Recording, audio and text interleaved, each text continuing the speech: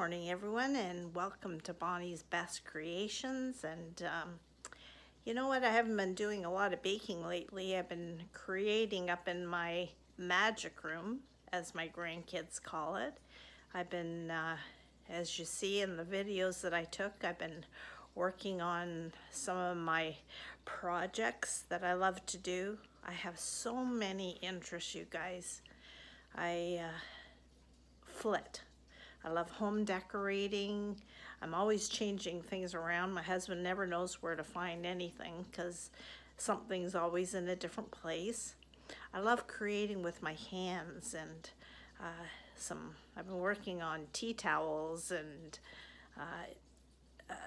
project signs with my Cricut and different things. Lots of things to do. I choose to do a lot of things. I'm crazy. But in my craziness, I keep myself going. So I hope you are creative somehow today.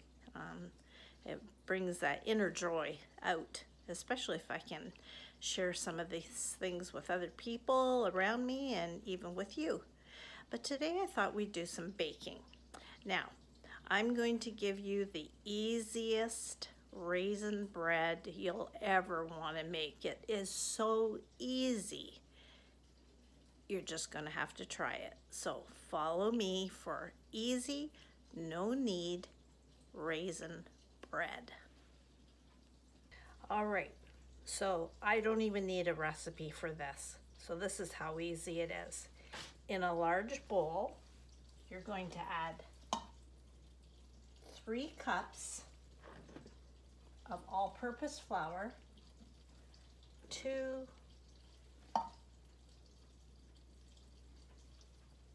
3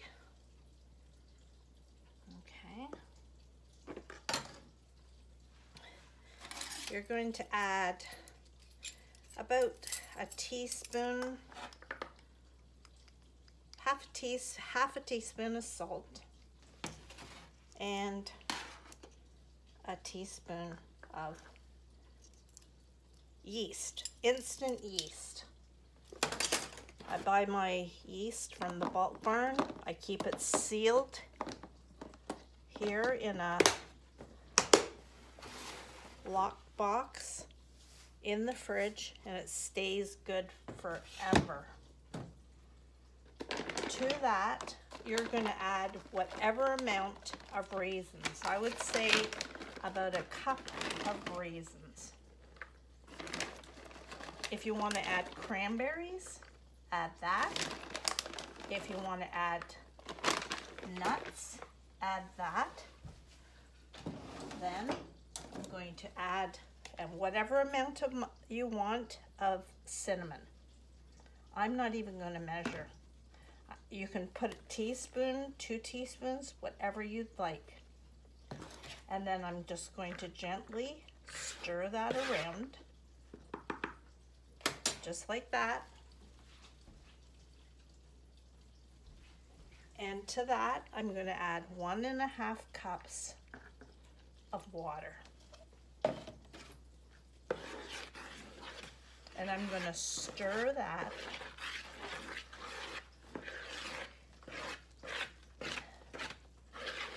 Just stir it to incorporate all that flour into your bowl.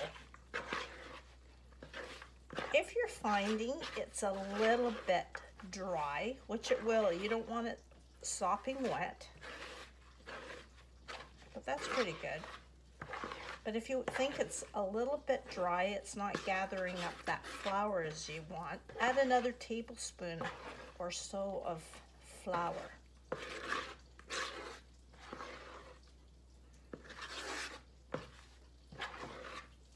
There. And it kind of becomes a shaggy mess. The bowl does not have to be greased or floured. It's just like that. Just take your, and that, my friends, is it.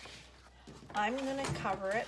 I happen to have a Tupperware that has a sealed top. It doesn't matter. You can cover it with a tea towel, saran wrap, or whatever you want. And I'm gonna leave it alone for 12 to 18 hours.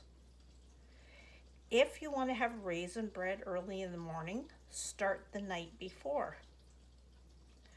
It's whatever. The longer it sits, the chewier the raisin bread becomes.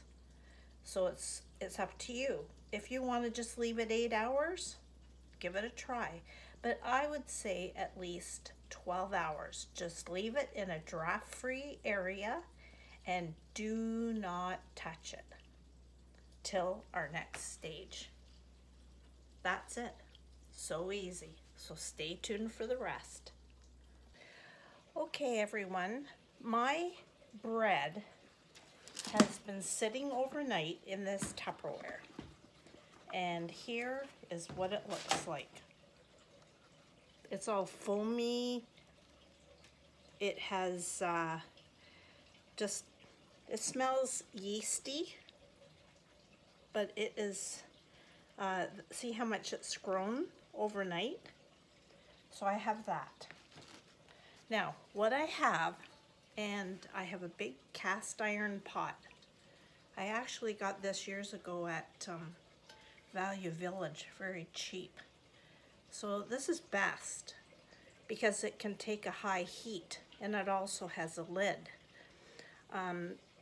If you don't have a cast iron pot, you could put this on your dough on a cookie sheet. But there's something about being in a hot cast iron pot, or maybe you have a pot that can tolerate a lot of heat, that makes this bread very delicious. What I'm going to do is I'm going to put this pot in my oven, and I'm going to set the oven to 425 degrees. In the meanwhile, while my pot is heating, I have a piece of parchment paper here and a little bit of flour just to flour my hands. Now remember, this is no knead, so I'm going to take my floured hands and I'm going to scoop. You can use a spoon if you want. So I'm going just to take this dough and put it on my parchment paper.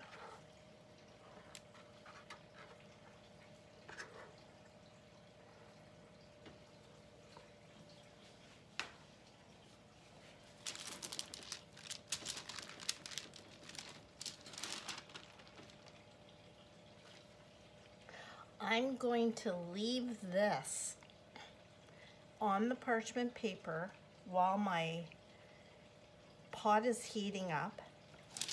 Hope you can see that. I'm just leaving it to rest. Some people like to just fold it a bit. I'm not. I'm just going to leave it. I'm leaving it because you don't need to do that. So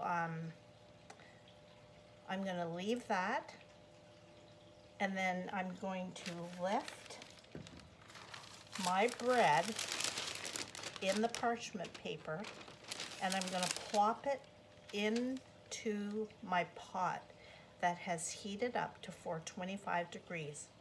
I'm going to put the lid on and bake it for 40 minutes. Then after 40 minutes, I'm going to take the lid off and bake it for another 10 to 15 minutes. In the meantime, while I'm doing that, I'm going to tell you, my special thing is grinding my own coffee beans. I'm going to grind my coffee beans. I love a strong coffee. I'm going to sit and put my feet up and enjoy the smell and aroma of fresh raisin bread. You know what? These little things I do for my perks in life. Little things that I like to do. Enjoy a cup of coffee, bake some bread. I may give this away. My husband loves raisin bread, so I try to do things that bring him some enjoyment. So stay tuned and I'll let you see what this bread is like after it's baked. Okay, my pot is in the oven. It's up to 425, and here's my bread. I'm just going to gather this up like this and plop it in my pan.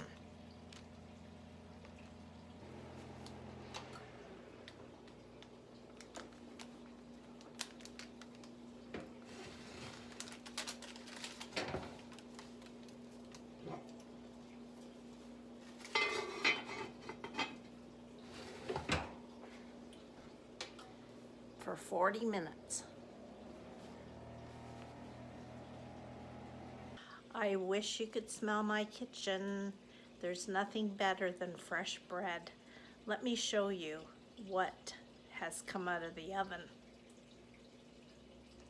All right, this is hot. I've just brought this out of the oven.